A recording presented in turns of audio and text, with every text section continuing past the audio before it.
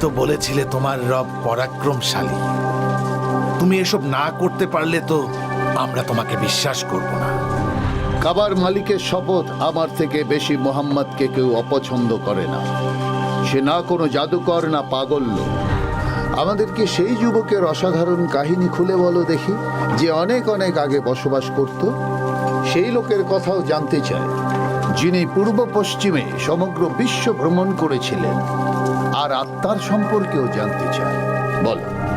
এভাবেই মহান আল্লাহ তাআলা পাপীদেরকে শাস্তি দিয়ে থাকেন।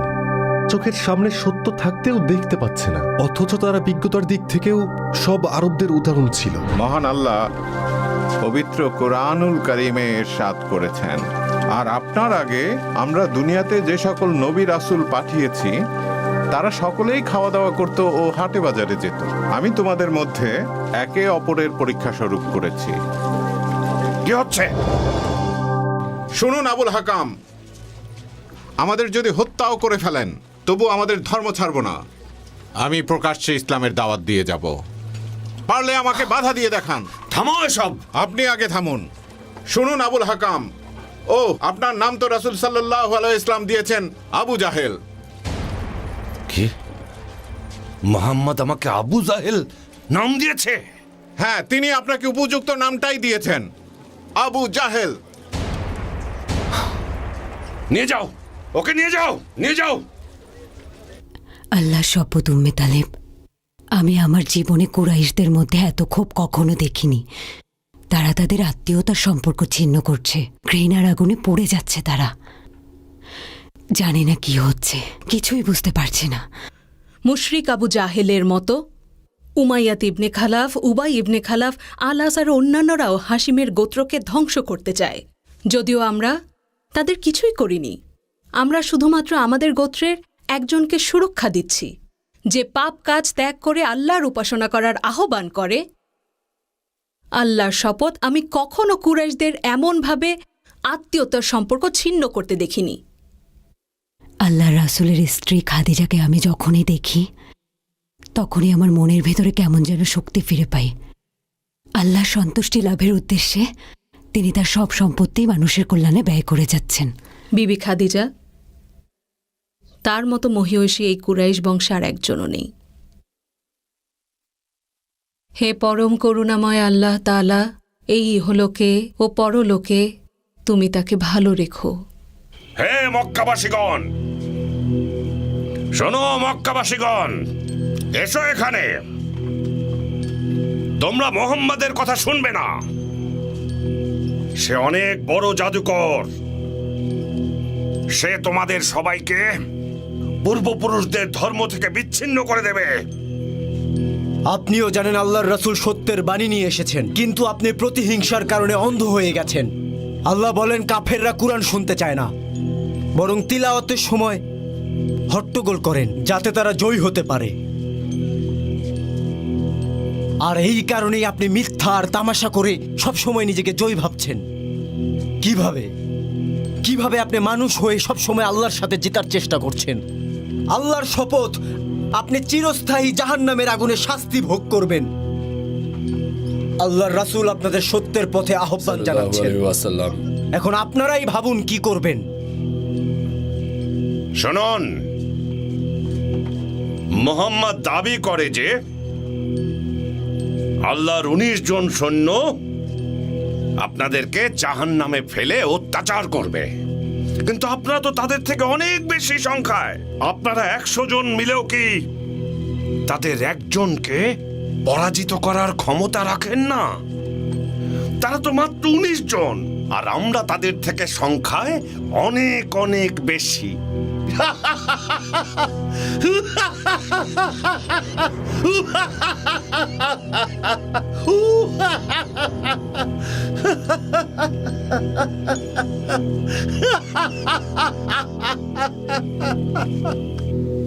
যতবারই নবী মুহাম্মদ সাল্লাল্লাহু আলাইহি ওয়াসাল্লামের উপর কোনো রকম অলৌকিক ঘটনা নাজিল হতো, কাফেররা তখন রাগান্বিত আর প্রতিহিংসা পরায়ণ হয়ে যেত। আল্লাহ পাক কুরআনে তাদের সম্পর্কে বলেছেন, পরম করুণাময় আল্লাহর নামে শুরু করছি। আমি কেবল ফেরেশতাদেরকে জাহান্নামের তত্ত্বাবধায়ক করেছি, আর তাদের এই সংখ্যাকে কাফেরদের জন্য একটা পরীক্ষা স্বরূপ বানিয়ে দেয়া হয়েছে, আর যেন কিতাবধারীগণ তা দৃঢ়ভাবে বিশ্বাস করে, আর যারা ঈমান এনেছে তাদের ঈমান আরও বৃদ্ধি পায়, এবং কিতাবধারী ও ঈমানদারগণ যেন কোনো সন্দেহের মধ্যে না থাকে। যেসব মানুষের অন্তরে রোগ আছে তারা আর কাফেররা যাতে বলে ওঠে, এই ধরনের কথা দিয়ে আল্লাহ কি বোঝাতে চেয়েছেন। এভাবে মহান আল্লাহ পাক যাকে চান গুমরাহ করেন আর যাকে চান সঠিক পথ দেখান। তোমার প্রতিপালকের বাহিনী সম্পর্কে তিনি ছাড়া আর কেউ জানেন না। এ বর্ণনা কেবল মানুষের নসিহত লাভের জন্য। মোহাম্মদ তো আমাদের সব প্রশ্নের উত্তর দিল। এখন আমরা কি করব বলো তোমরা? তোমার কি বলার আছে নাদির ইবনুল হারিস? আসলে কি সে নবী? জাদু, এটা জাদু ছাড়া আর কিছু না। আমাদের কি মোহাম্মদের জাদু দেখে ভয় পাওয়া উচিত? না না, আমরা ভয় পাবো না। মক্কাবাসীদের আমরা কি জবাব দেব? আরববাসীদেরই বা আমরা কি বলবো? ভুলে যেও না, মুহাম্মদের সাহাবীরা অবশ্যই আমাদের আর তাদের মধ্যে ঘটে যাওয়া সব ঘটনা সবাইকে বলে দেবে, আর সবাই আমাদের বিরুদ্ধে যাবে। আচ্ছা, আমরা যদি তাকে এমন একটা কিছু জিজ্ঞাসা করি, এমন কিছু যার উত্তর সে দিতে পারবে না, কি জিজ্ঞাসা করব? আমরা যা জিজ্ঞাসা করেছি এর চেয়ে দুর্বোধ্য কিছু আছে? হ্যাঁ, তা তো অবশ্যই আছে। বলো, কি আছে? তাড়াতাড়ি বলো।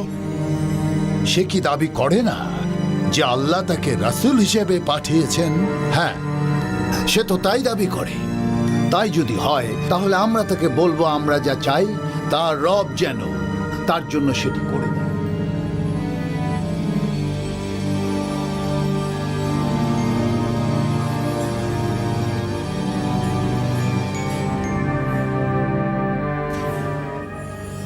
মুশরিকরা আমাদের বিরুদ্ধে ষড়যন্ত্র করছে।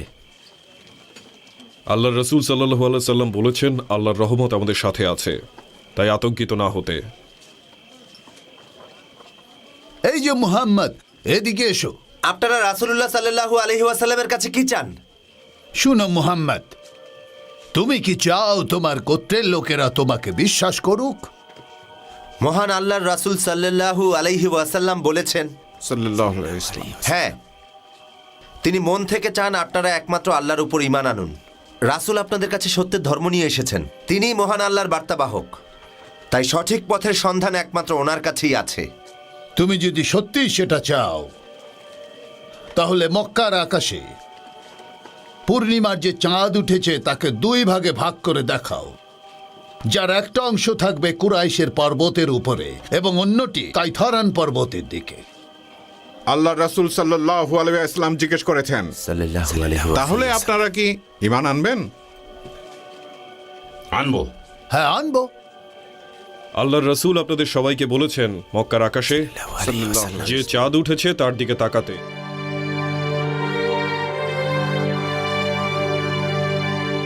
মক্কাবাসী পূর্ণিমার চাঁদের দিকে তাকালো। অতঃপর মহান আল্লাহ তাদেরকে রাসূলের এক অলৌকিক ঘটনার সাক্ষী করে দিলেন। পূর্ণিমার চাঁদকে দ্বিখণ্ডিত করা হলো, যেটা মুশরিকেরা করে দেখাতে বলেছিল। এতে মুশরিকেরা আরও রাগান্বিত হলো। তাদের কেউ কেউ বলেছিল, এটা জাদুবিদ্যা ছাড়া আর কিছুই হতে পারে না। তারা মক্কার বাইরের মানুষদের কাছ থেকে এ বিষয়ে শোনার জন্য অপেক্ষা করছিল, কারণ যদি এটা কোনো জাদুবিদ্যা হয় তাহলে শুধু মক্কার মানুষদের প্রভাবিত করবে। এরপর যখন মক্কার বাইরের মুসাফিরেরা আসলো, মক্কা প্রধানেরা জিজ্ঞাসা করল যে গতকাল রাতে তারা আসলে কি দেখেছিল। তারা উত্তর দিল যে তারা খুবই অসাধারণ কিছু দেখেছে। তারা দেখেছে যে চাঁদ দুটো আলাদা অংশে বিভক্ত হয়ে গেছে। জানা গেছে যে সেই অলৌকিক রাতে তারা সবাই সেই ঘটনার সাক্ষী হয়েছিল যারা চাঁদের দিকে তাকিয়েছিল। আল্লাহ রাসূল সাল্লাল্লাহু আলাইহি ওয়াসাল্লাম জিজ্ঞেস করছেন, সাল্লাল্লাহু আলাইহি আপনাদের কোনো সন্দেহ আছে? এটা হচ্ছে জাদুবিদ্যা, এটা মুহাম্মদের জাদু। আমরা মক্কার বাইরের লোকদের জন্য অপেক্ষা করব। সবাই মিলেই দেখতে চাই আসলে এটা কোনো জাদুবিদ্যা নাকি সত্যি সত্যি এটা মুহাম্মদের মুজিজা। হে মক্কাবাসী, পূর্ণিমার চাঁদ শুধু খুজাদার কিনানার গোত্রের ভূমির আকাশে বিভক্ত হয়নি, বরং এটা সারা বিশ্বে বিভক্ত হয়েছে। লোকটার কথা শুনে আপনাদের এখনো কি বিশ্বাস হচ্ছে না?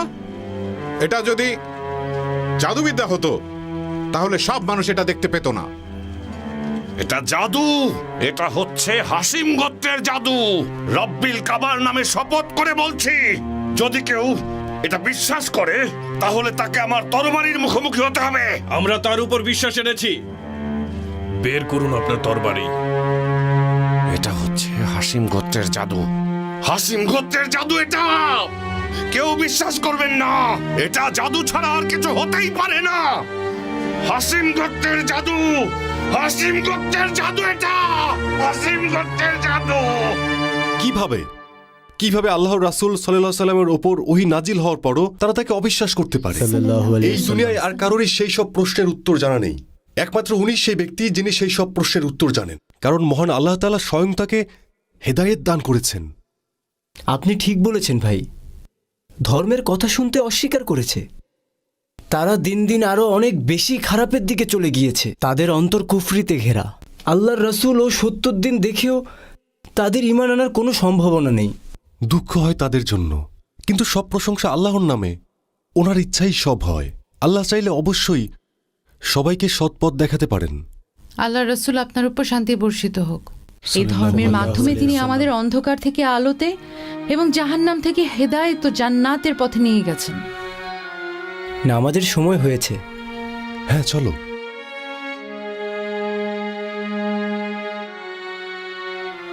আল্লাহ শপথ আবু হুযায়ফা, শোনো, আমার পরিবার জানে মোহাম্মদ আল্লাহর রাসূল। তিনি কখনো কারো সাথে কোনোদিন মিথ্যা কথা বলেননি। তিনি শুধুমাত্র বলেছেন, আমি আল্লাহর বাণী পৌঁছানোর জন্য প্রেরিত হয়েছি, কিন্তু অবিশ্বাসে তাদের চোখ অন্ধ। ভাই মুসাব, আল্লাহর রাসূলের উপর সূরা কাহাব নাজিল হলো, সেখানে প্রত্যেকটা আয়াত অবিশ্বাসীদের এক একটা প্রশ্নের উত্তর দিয়ে পাঠানো হয়েছিল। কিন্তু মুশরিকরা তখন ভেবেছিল নবী হয়তো উত্তর দিতে পারবেন না, কিন্তু তিনি সব প্রশ্নের উত্তর নিয়ে এসেছিলেন এবং তারা জানতো তিনি সত্য বলছিলেন। তুমি কি এ ব্যাপারে নিশ্চিত? হ্যাঁ, নিশ্চিত। আমার পিতা উতবা একজন জ্ঞানী ব্যক্তি। তিনি যুবক বয়স থেকে এই বিষয়গুলো নিয়ে চিন্তা করতেন। আমি বিশ্বাস করি তিনি সত্য এবং মিথ্যার ভিতর পার্থক্য করতে খুব ভালো করে পারতেন। তুমি তাকে জিজ্ঞাসা করেছিলে? হ্যাঁ, করেছি, কিন্তু দুঃখের বিষয় হলো তিনি আল্লাহর রাসূলের সত্য নিষ্ঠার সম্পর্কে অবগত। তিনি এটাও চান যেন কুরাইশেরা রাসূলকে শান্তিতে থাকতে দেয়, তবুও তিনি ইসলাম গ্রহণ করছেন না। তার কারণ হলো, যদি মুহাম্মাদের কথা সত্য হয় তাহলে সবাই এর সুফল পাবে, কিন্তু তারপরেও তিনি মুশরিকদের পক্ষে আছেন আত্মীয়তার সম্পর্ক ঠিক রাখতে। এই তো আবু বকর আসছেন। আবু বকরকে তার নতুন ধর্ম থেকে ফিরিয়ে আনতে পারলে মুহাম্মদকে আমরা একটা উচিত শিক্ষা দিতে পারবো। এত খুশি হবেন না আবুল হাকাম। পাহাড় নিজের জায়গা থেকে সরে যাবে, কিন্তু আবু বকর মুহাম্মাদের ধর্ম থেকে সরে আসবে না। স্বাগতম, স্বাগতম বন্ধু আবু বকর। শুনুন কুরাইশগণ, আবু বকর মনে হয় কিছু বলতে চায়। আপনারা আল্লাহর রাসূল সাল্লাল্লাহু আলাইহি ওয়াসাল্লামকে কিছু প্রশ্ন জিজ্ঞেস করেছিলেন আর তিনিও সেগুলোর উত্তর দিয়েছিলেন। আপনারা নিজেরাই বলেছিলেন সেই সত্য ঘটনাগুলো পৃথিবীর কোনো মানুষের পক্ষে জানা সম্ভব ছিল না। তার মানে মুহাম্মদ কি যথেষ্ট ছিল না? এখন তুমিও এসেছো ধর্ম প্রচার করতে। বলতে দিন আবুল হাকাম, আবু বকর ভালো মানুষ। শুনুন আবুল হাকাম, উতবা, আবু সুফিয়ান, আলাস ইবনে ওয়াইল, আপনারা তো কুরাইশের প্রধান আর সম্ভ্রান্ত লোক। সবাই আপনাদের সম্মান করে, তাহলে কোথায় গেল আপনাদের বিচক্ষণতা? আপনাদের জ্ঞান কি লোপ পেয়েছে? রাত আর দিনের পার্থক্য কি আপনাদের কাছে স্পষ্ট নয়? মুহাম্মাদের সত্যবাদিতা দিনের আলোর মতো পরিষ্কার। আপনারা সবাই জানেন তিনি কখনোই মিথ্যা বলেন না।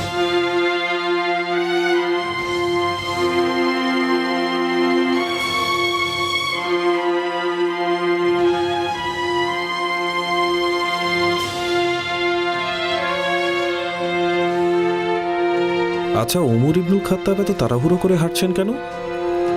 মনে হচ্ছে তিনি যুদ্ধে যাচ্ছেন। কিছু তো একটা ঘটতে চলেছে। যা ঘটেছে তারপর নিশ্চয়ই বুঝতে পারছেন আল্লাহর রাসূল কতটা সৎ এবং নিষ্ঠাবান। তার দেয়া উত্তরই প্রমাণ করে যে তিনি আল্লাহর নবী, কেননা সেগুলোর উত্তর আল্লাহ ব্যতীত কোনো মানুষের পক্ষে দেয়া সম্ভব না। আপনাদের প্রতিহিংসা তাকে অনুসরণ করতে বাধা দিচ্ছে। আল্লাহর শপথ, তারা কল্যাণকর ধর্ম বাদ দিয়ে অবিশ্বাসে ডুবে আছে। তারা বুঝতে পারছে না তাদের জন্য কোনটা ভালো হবে। তোমার কথা শুনে মনে হচ্ছে তোমার বাবা মার কথা খুব মনে পড়ছে ইবনে ইয়াসির। আল্লাহর শপথ, আমি শুধু জান্নাতে যেতে চাই। আমি শহীদের মর্যাদা নিয়েই আল্লাহর সম্মুখে দাঁড়াতে চাই।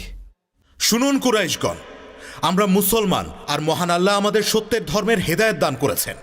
আমাদের খুন করে ফেললেও আমরা এই ধর্ম থেকে ফিরব না। লাত আর উজ্জার কসম, লাত আর উজ্জার কসম, আমাদের ধর্মে তোমাদের ফিরিয়ে আনবই। হ্যাঁ, আর মহান আল্লাহ আমাদের সত্যের ধর্মের হেদায়েত দান করেছেন। আমাদের খুন করে ফেললেও আমরা এই ধর্ম থেকে ফিরব না। লাত আর উজ্জার কসম, লাত আর উজ্জার কসম, আমাদের ধর্মে তোমাদের ফিরিয়ে আনবই। হ্যাঁ, আর এই কারণে আমিও প্রস্তুত আছি। আমরা আপনাদেরকে আর মক্কার যুবকদের বিভ্রান্ত করতে দেব না। মুহাম্মদকে সাবধান হতে বলবেন। হে ওমর, আপনি যদি ধর্ম নিয়ে আরো গভীরভাবে ভাবতেন তাহলে সত্যের খুব কাছাকাছি থাকতে পারতেন।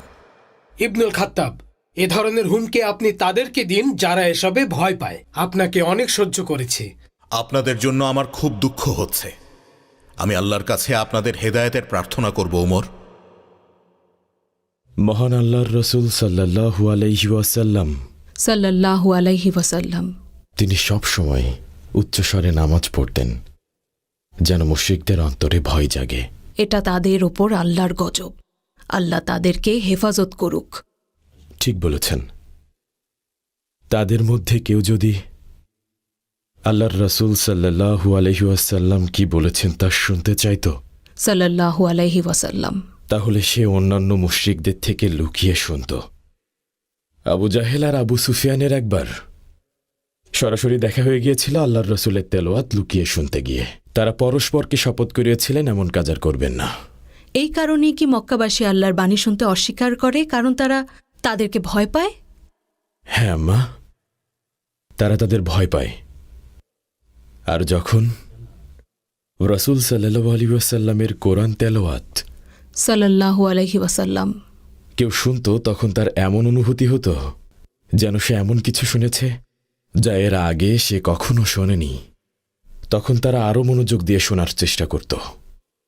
আর সেজন্যই এই পবিত্র আয়াতটি নাজিল হয়। বলুন, তোমরা সালাতে তোমাদের স্বর উঁচু করো না এবং অতিশয় ক্ষীণ করো না, এই দুইয়ের মধ্যে পন্থা অবলম্বন করো। আল্লাহ উঁচু বা নিচু স্বরে প্রার্থনা না করে মাঝামাঝি স্বরে করার নির্দেশ দিয়েছেন।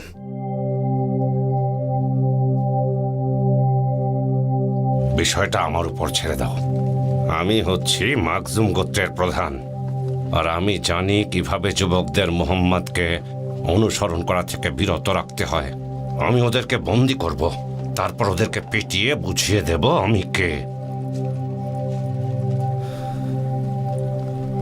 কত জঘন্য পরিকল্পনা করছেন আপনি! আমাদের নির্যাতনের হুমকি দেন। আল্লাহর শপথ, একজন মুমিন আল্লাহর পথে নির্যাতিত হয়েও আনন্দ পায়, আরও বেশি সম্মানিত হয়। তাই আপনার পরিকল্পনা কখনোই সফল হবে না। দেখো মুসাব বিন উমাইর, তুমি এবং খালিদ বিন আবু ওয়াহিয়া মক্কার সবচেয়ে ধনী এবং সবচেয়ে সুদর্শন ব্যক্তি ছিলে। এখন একবার নিজের দিকে তাকাও, তোমার চুলগুলো কেমন রুক্ষ হয়ে গেছে, আর না খেতে খেতে তোমার মুখ কেমন রিক্ত হয়ে গেছে। তাহলে বলো, মুহাম্মদকে অনুসরণ করে তুমি কি পেলে? তোমার মাও তো তোমাকে বের করে দিয়েছে। আপনি আসলেই অন্ধ হয়ে আছেন, আর আপনি এসব নিয়ে পড়ে আছেন। যেখানে আমরা আল্লাহর দ্বীন আর আল্লাহর রাসূলকে রক্ষা করতে আল্লাহর রাস্তায় জীবন দিতে সবসময় প্রস্তুত থাকি। মুহাম্মদের কথা মেনে চলছো? আল্লাহ নবীর প্রতি অনুগ্রহ করুন। ফেরেশতাগণ নবীর জন্য দোয়া করেন। তার কথা মেনে চলার চাইতে মৃত্যু আমার কাছে অনেক অনেক সহজ পথ। এটা চিরসত্য, আপনি অবশ্যই মারা যাবেন, এতে কোনো সন্দেহ নেই। আর আপনার মুশরিক বন্ধুদের নিয়ে জাহান্নামের আগুনে পুড়বেন। অভিশাপ দিচ্ছে তাকে। তুমি অভিশাপ দাও, নয়তো আমি তোমাকে মেরে ফেলবো। আশহাদু আল্লা ইলাহা ইল্লাল্লাহু ওয়া আন্না মুহাম্মাদুর রাসূলুল্লাহ। আপনারা আল্লাহর শত্রু। আল্লাহর শপথ, যদি আপনাদের সাথে আমাদের যুদ্ধ করার নির্দেশ পেতাম তাহলে মুমিনকে আঘাত করা প্রত্যেক মুশরিকের হাত কেটে ফেলতাম। কিন্তু রাসূলের নির্দেশ ধৈর্য ধারণের, তাই আমরা এখানে ধৈর্যের সাথে অপেক্ষা করছি, কারণ জানি আল্লাহ শেষ বিচারের দিনের ফয়সালা করবেন। এটা মুহাম্মাদের জাদু, এটা অবশ্যই মুহাম্মাদের জাদু, হাশিম গোত্রের জাদু। এটা লাত আর উজ্জার কসম, আমরা ওকে বিশ্বাস করব না, আমরা ওকে বিশ্বাস করি না। যদি অনুমতি থাকতো আপনাকে এক্ষুনি মেরে ফেলতাম।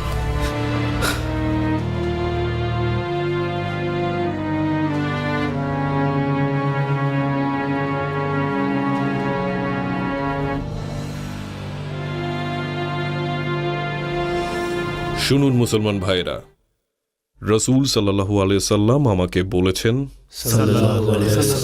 তিনি আমাদের উপর বিপদের আশঙ্কা করছেন, যদিও ওনাকে সুরক্ষা দিচ্ছেন হাশিম গোত্র আর মুত্তালিবের লোকেরা, আর সবচেয়ে বেশি খেয়াল রাখছেন তার ভাই আবু তালিব, যিনি কুরাইশের একজন প্রধান। আল্লাহ তাকে হেফাজত করুন। আল্লাহ তোমাকেও রহমত দিক খাব্বাব। আমরা আল্লাহর পুরস্কারের জন্য অপেক্ষা করছি। বেশ ভালো লাগছে রসুল্লাহ সাল্লাল্লাহু আলাইহি ওয়াসাল্লামের সাথে থাকতে পেরে। আমরা অনেক বেশি আনন্দিত। তাদের ষড়যন্ত্র থেকে বাঁচার জন্য প্রয়োজনে আমরা যুদ্ধ করব। আমার কথা শোনো ওবায়দা, আল্লাহ রসুল সাল্লাল্লাহু আলাইহি সাল্লাম বলেছেন তোমরা আবিসিনিয়ায় যাও, সেখানের রাজা খুব সৎ ও ন্যায়পরায়ণ ব্যক্তি, তিনি কারো প্রতি অবিচার করবেন না, আর সেটা অনেক বন্ধুত্বপূর্ণ একটা দেশ, সেখানে তোমাদের আশ্রয় নেওয়া উচিত। কুরাইশের মুশরিকদের থেকে পালিয়ে যাব? হ্যাঁ আব্দুল্লাহ, আল্লাহ রসুল সাল্লাল্লাহু আলাইহি সাল্লাম বলেছেন তোমরা ফিতনা থেকে বাঁচতে তোমাদের দিন নিয়ে আল্লাহর রাস্তায় শীঘ্রই বের হয়ে যাও। আমরা মহান আল্লাহ রাসূল সাল্লাল্লাহু আলাইহি ওয়াসাল্লামের দেয়া আদেশ অবশ্যই মানব।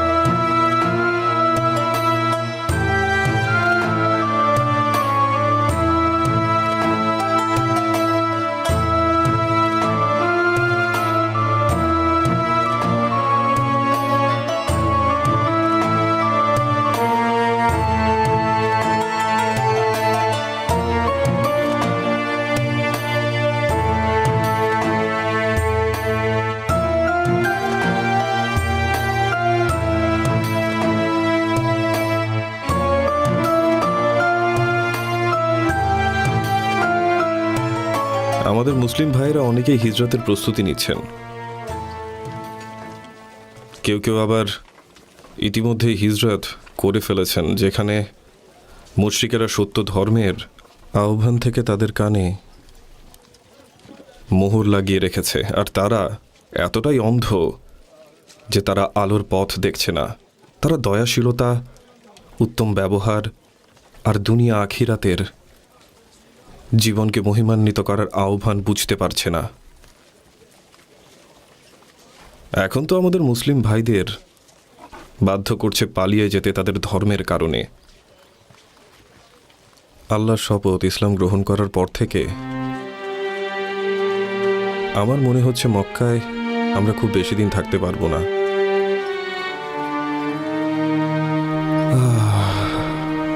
হিজরতকারীদের দেখে খুব কষ্ট হচ্ছে। চলো ওনাদের বিদায় জানাই। মুসাব, শুনো মুসাব, মুসাব দাঁড়াও। মুহাম্মাদের কারণে আমাকে ছেড়ে গেছো, এটাও কি যথেষ্ট ছিল না? আর এখন তো আমাকে ছেড়ে দূর দেশে চলে যাচ্ছ, যেখানে চাইলেও আমি আর তোমাকে দেখতে পারবো না। মুহাম্মদ কি তোমাকে মায়ের সাথে খারাপ ব্যবহার করার নির্দেশ দিয়েছে? আম্মা, আমি আপনাকে মূলত দুটি কারণে ভালোবাসি। প্রথমত আপনি মা, এবং দ্বিতীয়ত আমার ধর্মের কারণে, যে ধর্মে আপনার প্রতি যত্নশীল হওয়ার নির্দেশ দিয়েছেন। কষ্ট হচ্ছে কিন্তু। কিন্তু কি মুসাব, কতটা অকৃতজ্ঞ ছেলে তুমি। আপনি কি জানেন ইসলামে মা সম্পর্কে কি বলা আছে? না, আমি জানতে চাইও না। ঠিক আছে, বলো। মায়ের পায়ের নিচে সন্তানের বেহেশত। তাই নাকি? মহান আল্লাহ তাআলা আমাদেরকে আমাদের পিতামাতার সাথে সদয় আচরণ করার আর পিতামাতাকে সবসময় সম্মান করার নির্দেশ দিয়েছেন আম্মা। কিন্তু এর মধ্যে একটা বিষয় আছে যা থেকে আমি ফিরতে পারবো না। কি সেটা? আমার ধর্ম, ইসলাম ধর্ম আম্মা। আশহাদু আল্লা ইলাহা ইল্লাল্লাহু ওয়া আশহাদু আন্না মুহাম্মাদান রাসূলুল্লাহ। ইসলামে যে কাজগুলো নিষিদ্ধ সেগুলো থেকে বিরত থাকি। এ কারণে আমি অনেকের মন রক্ষা করতে পারছি না। দেখছেন না আমি ধর্মের কারণে হিজরত করছি, আর ফিরব কি না সেটাও জানি না। কিন্তু আমি তোমার মা মুসাব, মা। এটাই আমার ধর্ম আম্মা। অন্য সব কিছুর আগে আমাকে আল্লাহর দিন মানতে হবে। রবের কসম, মোহাম্মদ তোমাদের উপর জাদু করেছে। মোহাম্মদ তোমাদের উপর জাদু করেছে বলছি আমি। সত্যের পথে ফিরে আসুন আম্মা। মুহাম্মদ হলেন আল্লাহর রাসূল, সত্য ধর্ম প্রচারে তিনি এসেছেন। যারা ওনাকে অনুসরণ করবেন তারা দুনিয়াতে পুরস্কৃত হবেন আর আখিরাতে জান্নাত পাবেন। আর যারা ওনাকে মানবেন না তারা তাদের মৃত্যুর পর চিরস্থায়ী জাহান্নামে প্রবেশ করবেন। আপনার শেষ পরিণতি কি হবে এটা ভেবে আমার খুব খারাপ লাগছে আম্মা। যাও, এখন যাও মুসাব। আমি তোমাদের মোহাম্মদকে অনুসরণ করব না, কারণ সে তোমাকে আমার কাছ থেকে কেড়ে নিয়েছে। আপনি হেদায়েত থেকে বঞ্চিত হয়েছেন আম্মা, আমাকে ঘর থেকে তাড়িয়ে দিয়েছেন। আল্লাহ সঠিক পথ দেখাবেন, আমি দোয়া করব আপনার জন্য।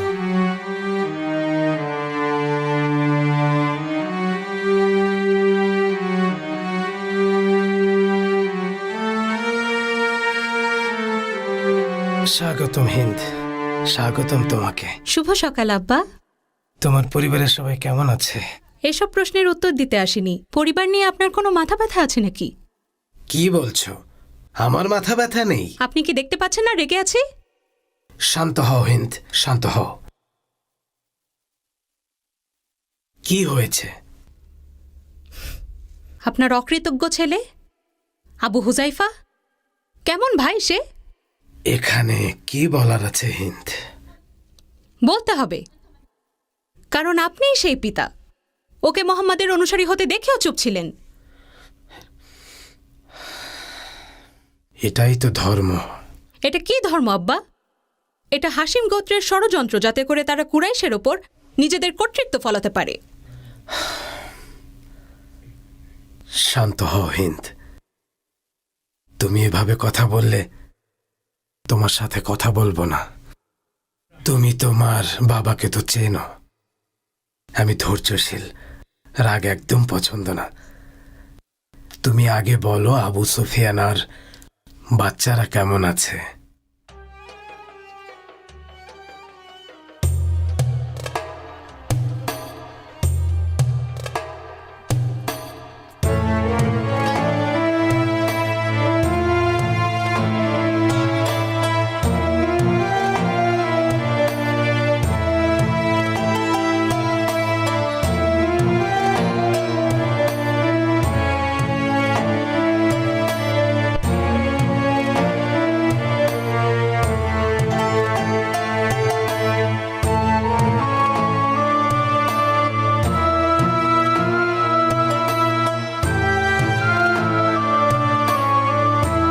আপনাদের খুব মনে পড়বে ভাইয়েরা আমার। ভাই উসমান ইবনে আফফান, আপনার স্ত্রী আল্লাহ রাসূলের কন্যা রুকাইয়া, তিনিও আপনার সাথে যাচ্ছেন। প্রিয় ভাই জাইদ, রোকাইয়া আমার নয়নের আলো। শুধু তাই নয়, রোকাইয়া রাসূল মুহাম্মদ সাল্লাল্লাহু আলাইহি ওয়াসাল্লামের কন্যা। রহমত বর্ষিত হোক উসমান, রহমত বর্ষিত হোক আলোর পথযাত্রী ভাইদের উপর।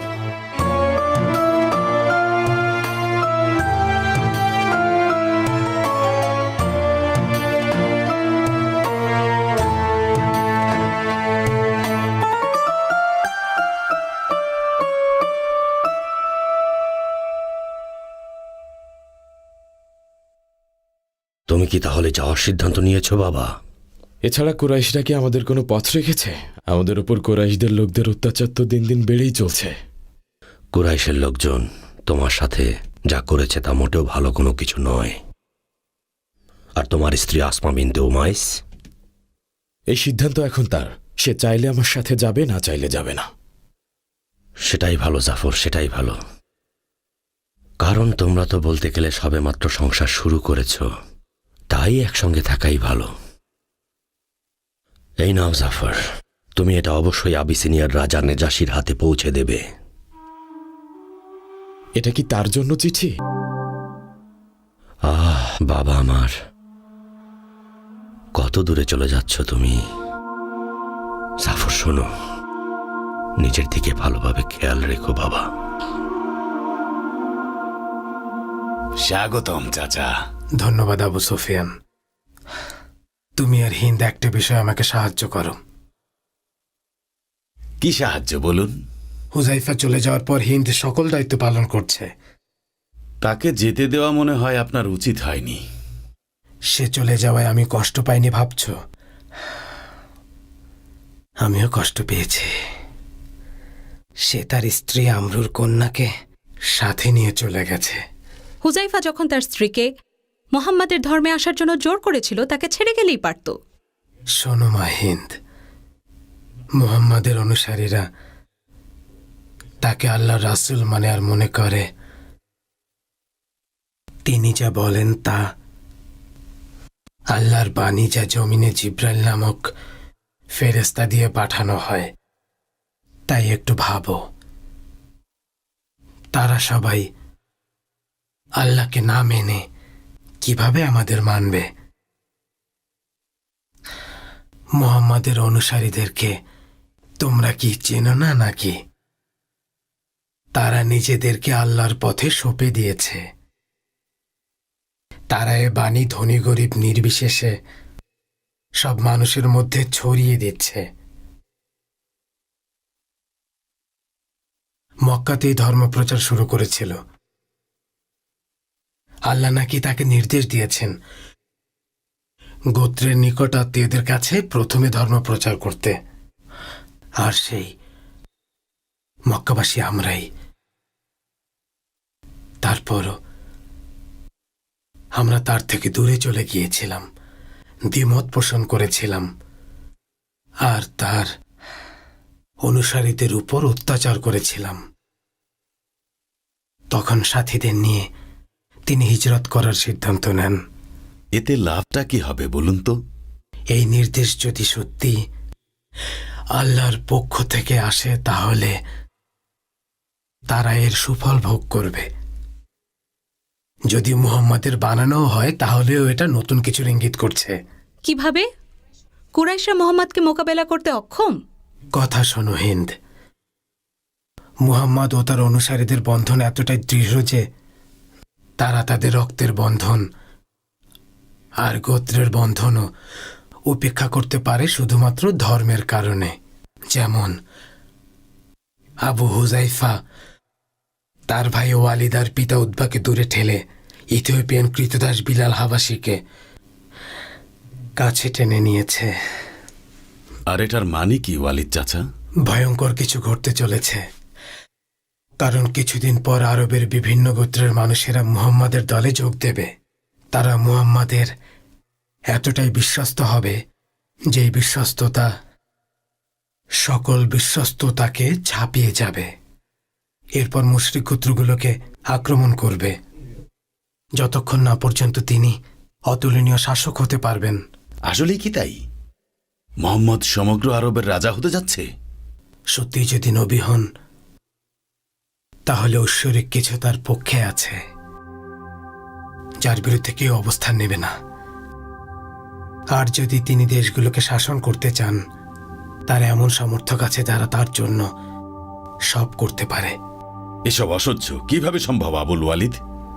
এই জন্যই তোমাকে বলেছিলাম মুহাম্মদকে শান্তিতে থাকতে দাও। যদি তিনি বিজয় পান, তার সাথে সেটা ভাগ করে নিতে পারবে। আর যদি পরাজিত হন, তাহলে তো আর তোমাকে আত্মীয়তার বন্ধন কোনোভাবেই ছিন্ন করতে হবে না। আমি আসলে ঠিক এই কথাটাই তোমাকে বোঝাতে চেয়েছি। আপনি কি মনে করেন মুহাম্মদ কি একজন নবী? আমি নবী বলে বিশ্বাস করলে অনুসরণ করতাম। কুরাইশ গোত্রের কত মায়ের সন্তান বিপথে যাবে। মক্কায় ইসলামের অনুসারীদের মধ্যে অনেকেই মক্কা থেকে আবিসিনিয়ায় মহান আল্লাহ তাআলার ইচ্ছায় হিজরত করেছিলেন। তৎকালীন আবিসিনিয়ার বাদশাহ নেজাশী ছিলেন একজন একনিষ্ঠ ধর্মপ্রাণ এবং ন্যায়পরায়ণ মানুষ। সে সময় হিজরত করেছিলেন উসমান ইবনে আফফান এবং তার স্ত্রী রুকাইয়াহ, যার পিতা রাসূলুল্লাহ সাল্লাল্লাহু আলাইহি ওয়াসাল্লাম, আবু হুজাইফা ইবনে উতবা বিন রাবিয়াহ এবং তার স্ত্রী সালাহ বিনতে সুহাইল, জুবাইর ইবনে আউবাম ইবনে খুয়াইলিদ, মুসাব ইবনে উমাইর আল আবদারি আব্দুর রহমান ইবনে আউফ আল জাহরি, আবু সালামাত ইবনে আব্দুল আসাদ আল মাখজুমি এবং তার স্ত্রী উম্মে সালামা আল মাখজুমিয়া। আল্লাহর অনুসারীদের মক্কা হতে অন্যত্র হিজরত এই আবিসিনিয়া যাত্রার মধ্য দিয়েই শুরু হয়েছিল। ইসলাম মতাদর্শীদের এই হিজরতের পরে জাফর ইবনে আবু তালিব, খালিদ ইবনে সাইদ, আবু উবাইদা ইবনুল জার্রাহ মক্কা থেকে আবিসিনিয়ার উদ্দেশ্যে রওনা দেন। সেবার মক্কার হিজরতকারী মুসলমানদের মধ্যে প্রায় ৮৩ জন পুরুষ তাদের প্রিয় স্ত্রী সন্তানদেরকে মক্কাতে রেখেই আবিসিনিয়ার উদ্দেশ্যে যাত্রা শুরু করেন। মক্কায় মুসলমানদের উপর এতটাই বেশি অত্যাচার করা হচ্ছিল যে সেই অত্যাচারের ফলে অনেকেই মৃত্যুর কোলে ঢলে পড়ত এবং এ কারণেই ইসলামের অনুসারীরা আবিসিনিয়ায় হিজরত করার সিদ্ধান্ত নেয়। কুরাইশ প্রধানগণের ছেলেদের মধ্যে যারা ইসলাম গ্রহণ করেছিল তাদের উপর নির্যাতন কঠিন থেকে কঠিনতর হয়ে উঠছিল। ফলশ্রুতিতে তারা মক্কা ত্যাগের সিদ্ধান্ত নেয়। আল্লাহর অনুসারীদের উপর চলতে থাকা নিপীড়নের কারণে রাসূলুল্লাহ সাল্লাল্লাহু আলাইহি ওয়াসাল্লাম আল্লাহর হুকুমে হিজরতের নির্দেশ দেন।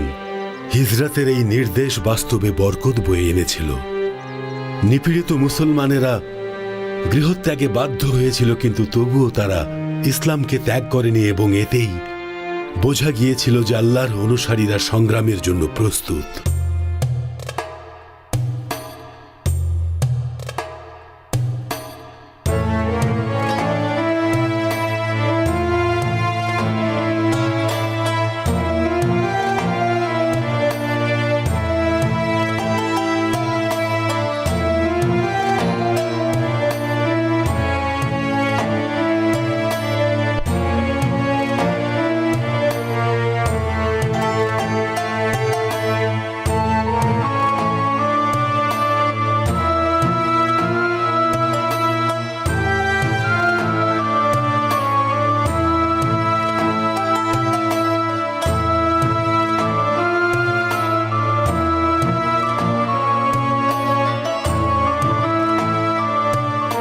উসমান তোমাকে মনমরা দেখাচ্ছে কেন?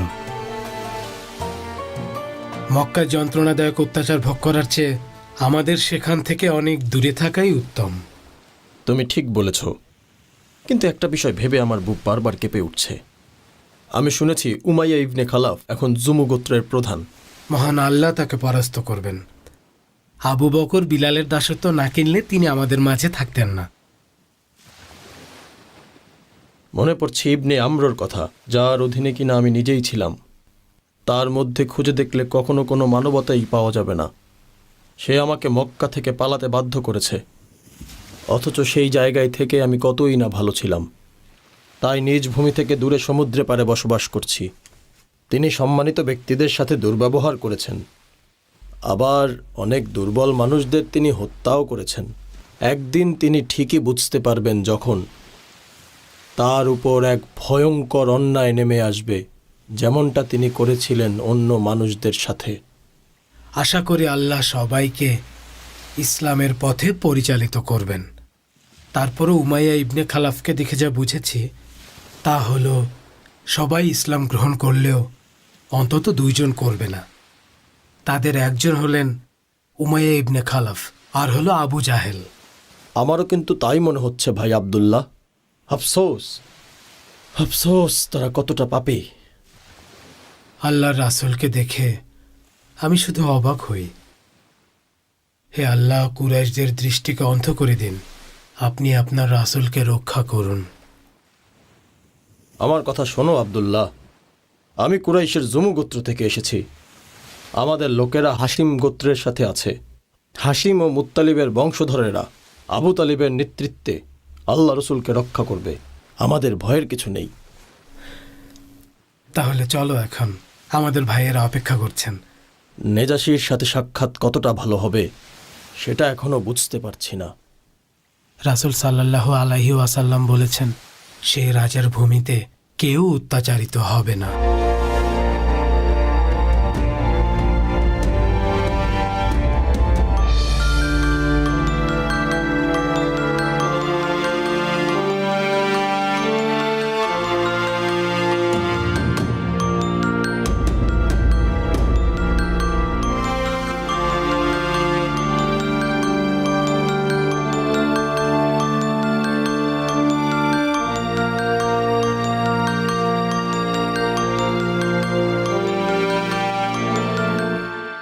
আসসালামু আলাইকুম রহমতুল্লাহ।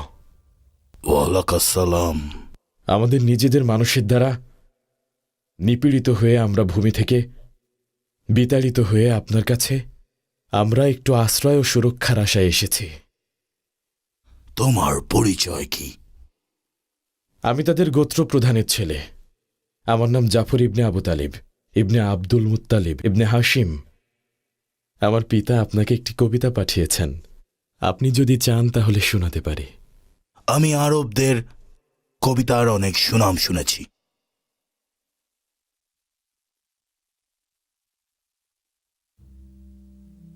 আমার পুত্র জাফর কত যে দূরে চলে যাচ্ছে, কত যে কষ্ট পেয়েছিলাম আমি যখন আম্রকে আমার থেকে শত্রুদের ভালোবাসতে দেখেছিলাম। আমার ছেলে ও তার সঙ্গীদের মাঝে কি নেজাসির আশীর্বাদটা কি আসলেই পৌঁছেছে, নাকি তাদের মাঝে পৌঁছাতে এখনো কেউ একটা অনবরত বাধা প্রদান করে যাচ্ছে? আপনি কত উদার মনের মানুষ তা জানার পর আমি অভিশাপ দিতে অস্বীকার করি। তার দেশে যারা বসবাস করে তাদেরকে তিনি সুরক্ষা দিয়ে থাকেন। মনে রাখবেন, আল্লাহ আপনার ওপর রহমত বরকত বৃদ্ধি করে দিয়েছেন, কারণ আপনি ধর্মভীরু। ধন্য তোমার পিতা জাফর। এটা সত্য যে কেউ যদি আশ্রয় চায় তাহলে আমার ভূমিতেই সেটা পাওয়া যাবে। যাও, আমার ভূমিতে তোমরা শান্তিতে বসবাস করো। কেউ এখানে তোমাদের কোনো ক্ষতি করতে পারবে না।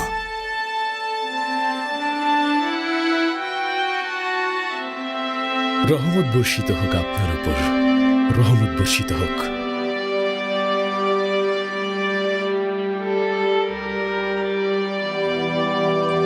ওদেরকে এভাবে হিজরত করতে দেওয়া ঠিক হবে না। লাতের কসম করে বলছি, ওরা আবিসিনিয়ায় পৌঁছে রাজা নেজাসির কাছে নিরাপদ আশ্রয় পাওয়ার আগেই ওদের হত্যা করা উত্তম। তা না হলে আরবদের আমরা কি জবাব দেব? শুনুন আবুল হাকাম, এমন গুরুত্বপূর্ণ বিষয় এখানে আলোচনা করা উচিত না। আমরা সবাই মিলে কুরাইশ সর্দারদের কাছে যাই, তাদের সাথে গিয়ে কথা বলি। ঠিক বলেছেন, একদম ঠিক বলেছেন। আবু সুফিয়ান, তোমার কন্যা রামলা যে ওবায়দুল্লাহ ইবনে জাহাসের স্ত্রী, তাকে তার স্বামীর সাথে যেতে দেবে? আমার এ ব্যাপারে কিছুই করার নেই। সে তার স্ত্রী, আর তাদের দুজনের মধ্যে আমার কথা বলা ঠিক হতো না। কোনো আরবীয়রাই এটা সহ্য করবে না। শোনো আবু সুফিয়ান, তুমি আব্দে মানাফ এবং আব্দে শামসের বংশধর আর হারবের পুত্র। আমি মনে করি না এত কিছু হওয়ার পর মক্কার মানুষ আবু তালিব বা হাসিম গোত্রের কাউকে তাদের নেতা হিসেবে মেনে নেবে। কেন নিজেকে নেতা দাবি করছো না? কি বললে তুমি? হ্যাঁ, আমি ঠিকই বলছি। তুমি কি ভাবছো আবুল হাকাম আমর ইবনে হিশাম শুধুমাত্র মোহাম্মদকে ঘৃণা করে বলেই তার বিরুদ্ধে যাচ্ছে? না, আমি জানি যে সে মক্কার প্রধান হতে চায়। আব্দে মানাব গোত্র থেকে সে নেতৃত্ব কেড়ে নিতে চায়। তাহলে কেন আপনি কিছু করছেন না? কি করব? নিজেদের সম্পর্ক ছিন্ন করব? মোহাম্মদ আমার চাচাতো ভাই, আর আবু তালিব হাসিম গোত্রের প্রধান, মক্কার শাসক তিনি। আর এটা নিয়ে কেউ দ্বিমত করবে না।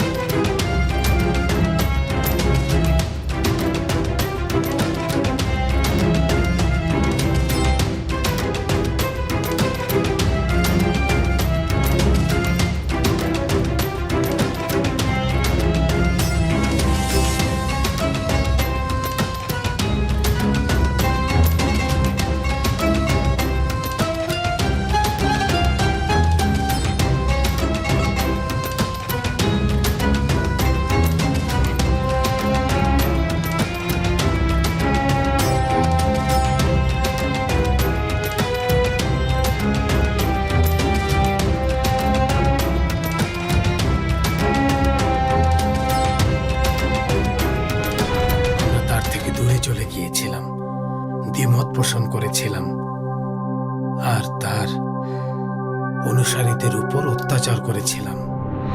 তারপরও উমাইয়া ইবনে খালাফকে দেখে যা বুঝেছি তা হলো সবাই ইসলাম গ্রহণ করলেও অন্তত 2 জন করবে না। আপনি কি মনে করেন মুহাম্মদ কি একজন নবী? আমি নবী বলে বিশ্বাস করলে অনুসরণ করতাম।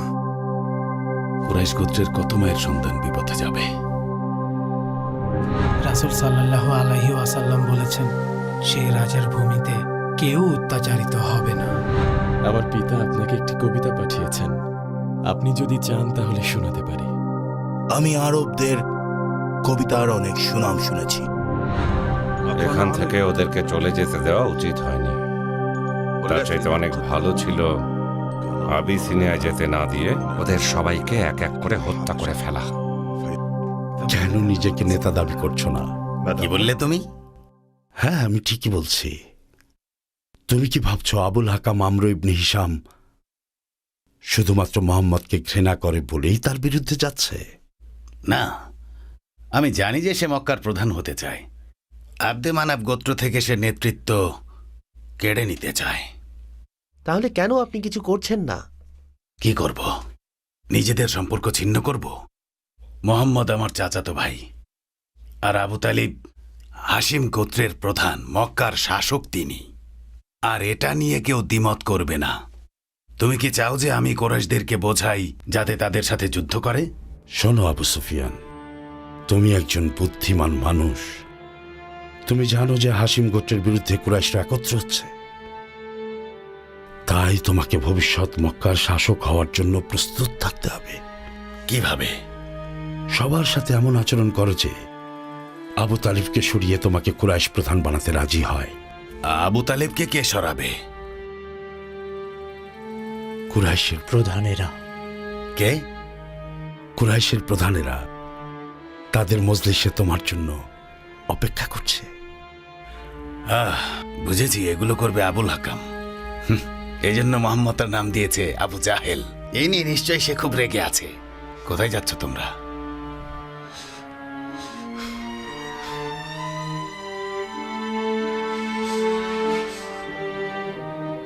আপনি কি নিয়ে এত ভাবছেন আমাকে বলুন তো? তোমার ভাই ওমর রাগে চিৎকার করে মক্কার রাস্তাঘাটে ঘুরে বেড়াচ্ছেন। যারা মোহাম্মদকে অনুসরণ করেন সবাইকে তিনি হত্যা করবেন। এমনকি তিনি আল্লাহ রাসূলকেও হত্যা করার হুমকি দিয়েছেন। সাল্লাল্লাহু আলাইহি ওয়াসাল্লাম। কোনোদিন সম্ভব না, কারণ মহান আল্লাহ স্বয়ং ওনার রাসূলকে সুরক্ষা দিচ্ছেন। হাশিম গোত্র ওনার পাশে আছে। আপনার কি মনে হয় তারা কোনোদিন রাসূলের ক্ষতি হতে দেবে? আমার শুধু আল্লাহ রাসূলকে নিয়েই ভয় হচ্ছে ফাতিমা। ওমরের মতো সম্ভ্রান্ত মানুষ কিভাবে এই কাজ করতে পারে? উমরের কর্মকাণ্ডে আমি খুবই হতাশ। আমাদের কথা জানলে কি হতে পারে? সবাই বলাবলি করছে হিজরতকারী মুসলিমদের দেখে উমরের চোখে মুখে নাকি কষ্টের ছাপ দেখেছে সবাই। এমনকি সবাই তাকে দেখেছে হিজরতকারী এক মহিলার সাথে অত্যন্ত বিনয়ের সাথে কথা বলতে।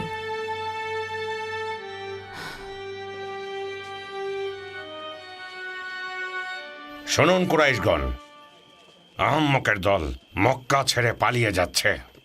আমি ভয় পাচ্ছি তারা না আবার কি রাজা নেজাশির কাছে অভিযোগ করে আমাদের বিরুদ্ধে যুদ্ধ করার জন্য তাকে খেপিয়ে তোলে আর মক্কা অধিকার করে নেয়। কত দূর পর্যন্ত ভাবছেন আপনি? কত দূর? তুমি আসলে কি ভাবছো আবুল হাকাম? আপনার কি মতামত আবু হানজালা? আমরা রাজা নেজাশির কাছে একজন দূত পাঠাতে পারি যেন ওদেরকে আমাদের হাতে তুলে দেয়, তারপর তাদেরকে বন্দী করব আমরা। উত্তম উপদেশ আবুল হাকাম। আমার মনে হয় দূত হিসেবে পাঠানো উচিত আমর ইবনুল আস ইবনে ওয়াইল সাহমিকে, কারণ সে অত্যন্ত বুদ্ধিমান, সুশিক্ষিত আর সাহসী যুবক। আপনার পুত্র আমারকেও সাথে পাঠানো উচিত। আমারা? সে কুরাইশদের মধ্যে সবচেয়ে সাহসী যুবক। কিন্তু আমি চাই না যে কুরাইশদের 2 সিংহ দুজন দুজনের সাথে মিশুক। আমরাকে আমরর থেকে দূরে রাখতে চাইছেন? আমরকে আমরার কাছে রাখা নিরাপদ মনে করি না। আমি রাজা নাজাশির ভূমিতে যাওয়ার জন্য প্রস্তুত। তিনি আমাকে চেনেন আর স্নেহ করেন। আমি কথা দিচ্ছি ওই অবিশ্বাসীদের নিয়ে আমি এই মক্কায় ফিরে আসব। উত্তম উপদেশ। আমার সাথে আরও যেতে পারে আমারাত ইবনুল ওয়ালিদও। সে নিজেও মুহাম্মদকে পছন্দ করে না, আর সে আবুল হাকামের পথেই আছে। মুহাম্মদের অনুসারীরা তার হাতে নির্যাতিত। তুমি খুব বুদ্ধিমান আর চালাক ছেলে। তুমি আগামীকালই রওনা হয়ে যেও, মনে থাকবে? আমি জানি রাজা নেজাসী আমাদের ভূমির খাবার খুব পছন্দ করেন, তাই আপনারা আমাদের ভূমির সবচেয়ে সুস্বাদু খাবারগুলো আমার কাছে এনে দিন, যেন আমি রাজা আর তার প্রজাদের খাওয়াতে পারি। রাজাকে সন্তুষ্ট করে মোহাম্মদ আর তার অনুসারীদের জিম্মায় পাব। একদম ঠিক কথা বলেছ আমরো, ঠিক বলেছ। কিন্তু আমি অন্য একটা কথা বলতে চাই। কি বলতে চাইছেন আবুল হাকাম? সর্বপ্রথম আমাদের হাসিম গোত্রের সাথে সম্পর্ক পুরোপুরি ছিন্ন করতে হবে। আব্দে মানাব গোত্র আমাদের আত্মীয়। আত্মীয় সম্পর্ক ছিন্ন করি কিভাবে? সিদ্ধান্ত এমনভাবে নেওয়া উচিত যেন সবাই না ভাবে সব সিদ্ধান্ত কুরাইশরাই নিয়েছে। আমরা কি এখন তাহলে গোপন বৈঠক করছি আবুল ওয়ালিদ? সে আমার ভাতিজা। তার আব্দে শামস আর আব্দে মানাফ গোত্রের মধ্যে সুনামের কারণে কুরাইশদের প্রধান হওয়ার দাবি রাখে। কি বললেন? মক্কার প্রধান হবে আবু সুফিয়ান? মুহাম্মাদের জাদুবিদ্যা মনে হয় আমাদের কাছেও পৌঁছে গেছে। আমাদের এখন তলোয়ার ব্যবহার করা উচিত। প্রতিনিধি দলকে আবিসিনিয়ায় যেতে দিন। আগে মুহাম্মদ ও তার অনুসারীদের সাথে কথা শেষ করি, এরপর মক্কা নিয়ে তর্ক করা যাবে। এখানে কি চাও তুমি? তুমি ভালো করেই জানো আমি আমরো ইবনুল আস। সেটা তো দেখতেই পাচ্ছি। চলো এখন যেতে হবে। এখন থেকে মক্কাবাসী শান্তিতে থাকতে পারবে। মুহাম্মদ আর তার অনুসারীদের না নিয়ে ফিরবো না বলছি। আমার আকে দায়িত্ব দিলাম আমরোকে দেখে রাখার।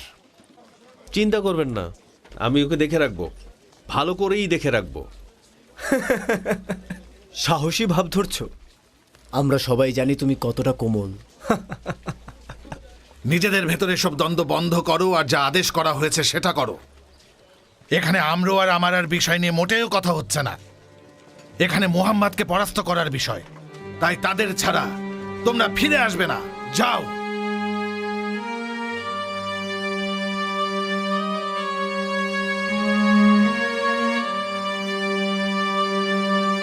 আল্লাহ রাসূল সাল্লাল্লাহু আলাইহি ওয়াসাল্লাম আমাদেরকে দুশ্চিন্তা করতে বারণ করেছেন। ভাইরা রাজা নেজাসীর দেশে নিরাপদে আছে। হে আল্লাহ রাসূল, মক্কার প্রধানেরা ষড়যন্ত্র করে আমরাত ইবনে ওয়ালিদ আর আমর ইবনুল আসকে সেখানে পাঠিয়েছেন।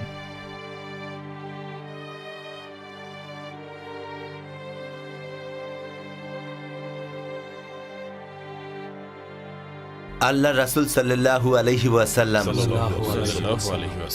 আপনাদের বেশি ভাবতে বারণ করেছেন, কারণ আল্লাহর রহমত তাদের রক্ষা করবেন। তাই ভয়ের কারণ নেই, আর রাজা নেজাসী তাদের নিরাপত্তা দিচ্ছেন।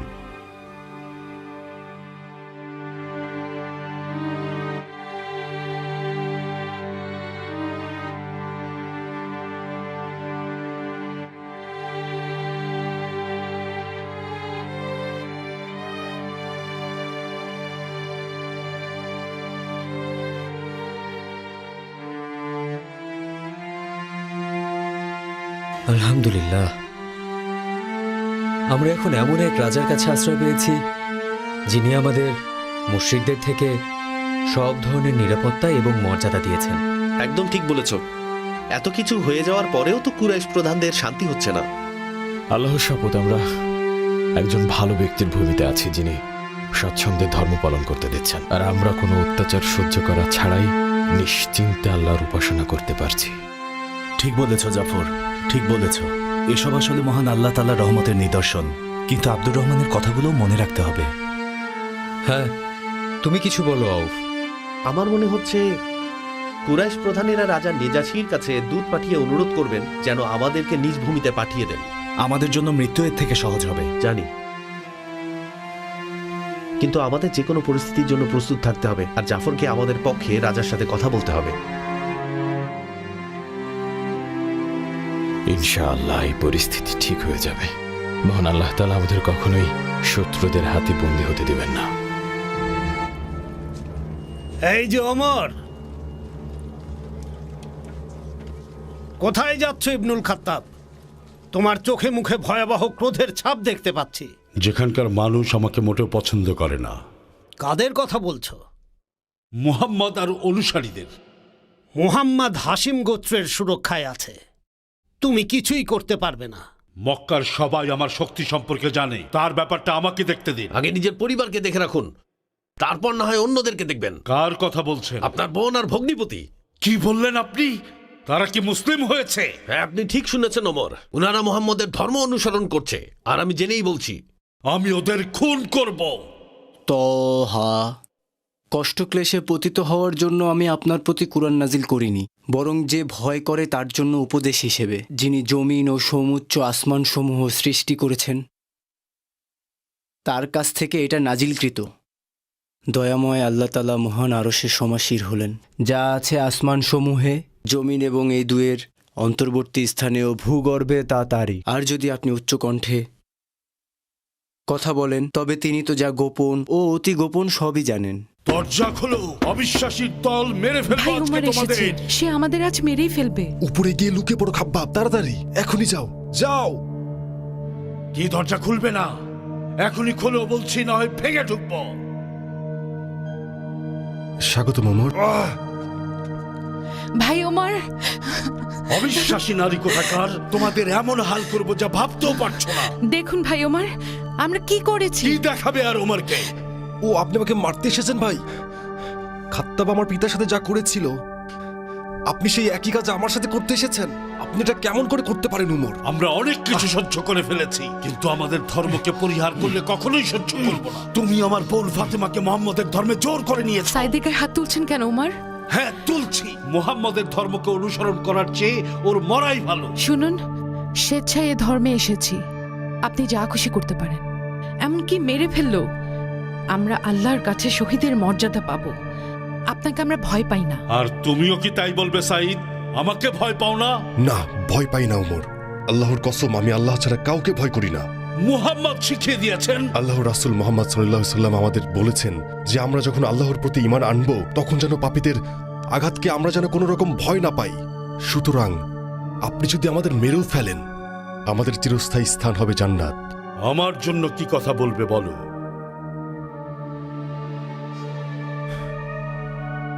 আপনারা যদি নবীর কথা অবিশ্বাস করেন তাহলে আপনাদের স্থান হবে জাহান্নামে, জাহান্নামের আগুনে চলবেন। জাহান্নাম আমার জন্যে?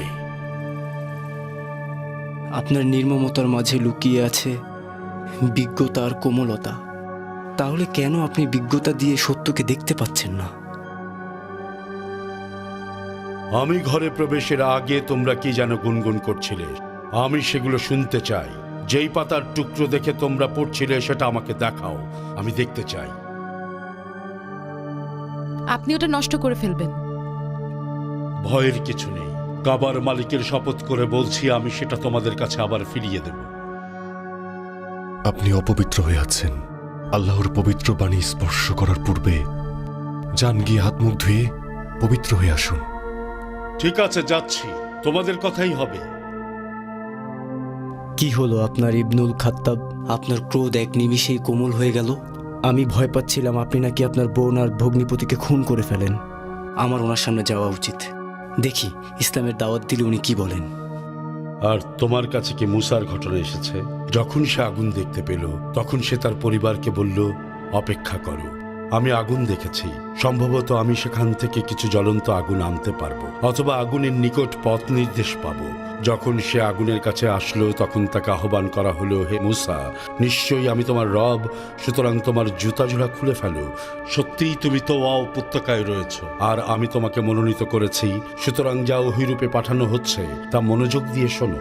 নিশ্চয়ই আমি আল্লাহ, আমি ছাড়া কোনো ইলাহ নেই, সুতরাং আমার ইবাদত করো এবং আমার শরণার্থে সালাত কায়েম করো। নিশ্চয়ই কিয়ামত আসছে এবং আমার ইচ্ছা এটি গোপন রাখা, যাতে প্রত্যেক ব্যক্তি তার প্রচেষ্টার জন্য পুরস্কৃত হয়। কি চমৎকার কথাগুলো!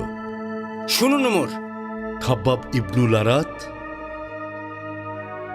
আমি মনে প্রাণে চাই আল্লাহ আপনাকে ইসলামের আলোয় আলোকিত করবেন। আমি আল্লাহর রাসূলকে বলতে শুনেছি, হে আল্লাহ, আবু জাহেল কিংবা ওমর ইবনুল খাত্তাব, এই দুজনের মাঝে তোমার নিকট যে বেশি প্রিয়, তার মাধ্যমে তুমি ইসলামকে মজবুত করো ও মর্যাদা দান করো। আমাকে বলো, আমি কিভাবে তার সম্মুখে গিয়ে ঈমান আনতে পারি? আল্লাহু আকবার। সকল প্রশংসা আল্লাহ তাআলার। উনি সাহাবীদের সাথে সাফা পর্বতের পাশে আরকামের বাড়িতে আছেন। তোমরা আমার জন্য আল্লাহর কাছে দোয়া করো যেন তিনি আমার পূর্বের পাপ ক্ষমা করে দেন।